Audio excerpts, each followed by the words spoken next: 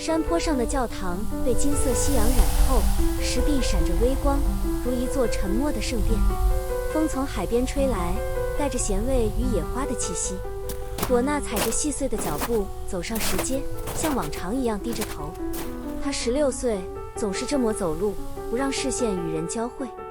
从小信奉基督教，星期日的祷告是她微弱却执着的习惯。她心里总觉得自己不干净，不值得，像是天生带着原罪的孩子，愚笨、瘦弱又多余。但神会原谅吧，她常这么想。哪怕是她这种无声无光的人，神也不会放弃她吧。她刚踏入教堂，便因分神而撞上迎面走来的老男人。对不起。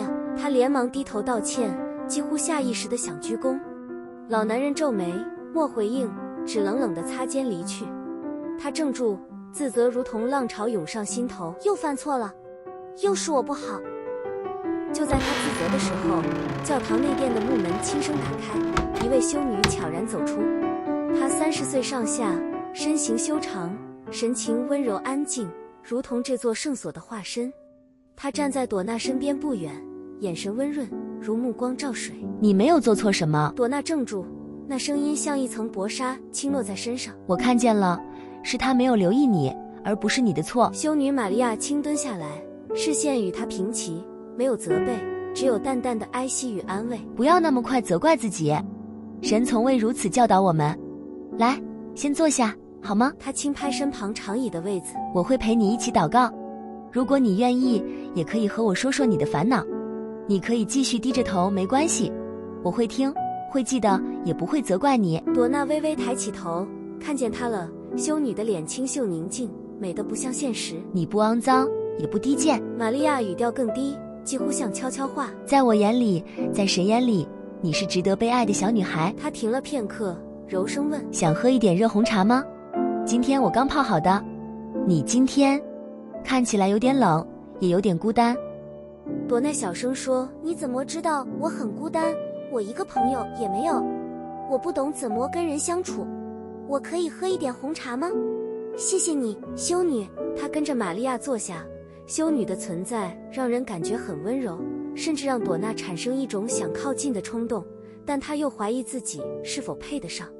玛利亚听完，只是安静地伸出手，指尖轻轻握住朵娜冰冷的手指。我猜的。她笑了，声音像风铃。因为我也曾有过那样的眼神，那不是错，是正在寻找光的模样。他牵着朵娜走向教堂后方的小厨房，木桌上放着红茶与2个陶杯。这不是什么特别的茶叶，只是我在集市买的，但我希望它能让你暖一点。他将茶递过去，手指轻触时，那温度真实的令人想哭。我从没觉得你是麻烦，就算你一句话也不说，只是坐在我身边，那也很好。他顿了一下，语气微软。不是因为我是修女才对你好，是因为是你。他身体微轻，像邀请一只受惊的小鹿靠近他掌心。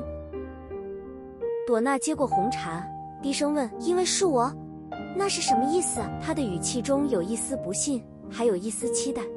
修女只是轻轻地把自己的围巾披到他肩上。你不需要马上相信，太久没被温柔对待，反而会怀疑是不是错觉，但那不是错觉。他轻敲桌边，像在慢慢找字。如果不是你，我可能不会多说这些话，不会在意你的发夹歪了，不会在晚上为你点烛祷告。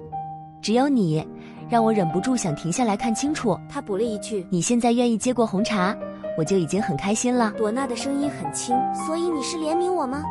因为我比别人更可怜。他喝了一口红茶，味道烙在记忆深处。红茶是玛利亚的味道。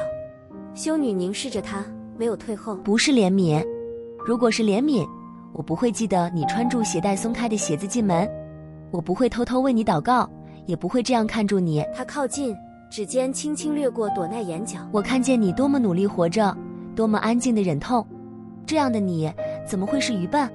红茶的味道不是我的，是你记住我了，才让它有了味道。然后他轻声问：可以让我抱你一下吗？朵娜没有拒绝，点了点头。他靠近玛利亚，身体微颤，但心仍旧冰冷。他不确定这是不是爱。我一直希望有人可以爱我，但我不知道我想要的是哪一种爱。他低声说。玛利亚轻轻将他拥入怀中。你会慢慢知道的。爱有很多种，有些像母亲，有些像恋人，有些只是单纯的牵挂。我对你的感觉，我找不到名字，但如果我不是修女，如果能更靠近你一点，我会想知道那会怎样。他抬起朵娜的脸，让她看着自己。我可以陪你找答案，不急也不强求，我只希望在你需要时，我是那个你愿意靠近的人。朵娜看着他，心中一股不知名的渴望在悄然翻涌。他伸手搭上玛利亚的肩膀，凑近她耳边，语气低得只剩气息。你真的想知道更靠近会怎样吗？他微微一笑。午夜12点，到海边见我吧，来确认我们之间的这份爱究竟是什么。玛利亚睫毛微颤，没有立刻答话，她只是轻轻握住朵娜的手。你是在考验我吗？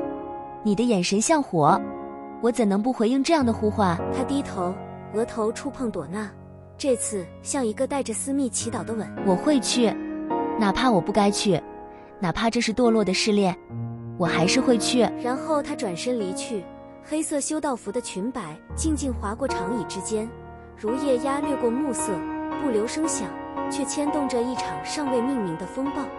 这一夜神无语，灵魂的试炼才刚刚开始。